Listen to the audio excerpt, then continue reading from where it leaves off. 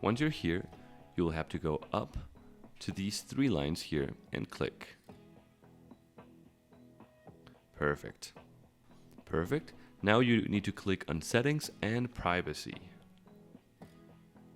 Okay, now that we're here in Settings and Privacy, you need to scroll all the way down.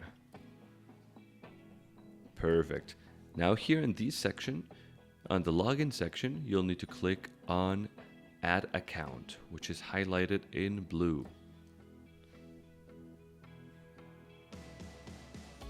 Now you'll have 2 options. You can log in into an already existing account or create a new account. So if you already have another account that you want to access to, click on Logging Existing Account. Perfect.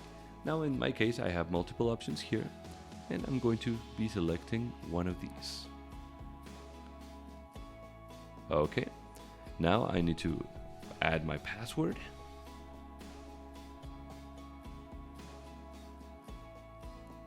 Perfect. Okay, I'm signing in. And here we go. Now I have access to this new account. Now if you go down here to your profile page and up here to the left, you can access your multiple accounts. Alright, so that's how you access a new account on Instagram.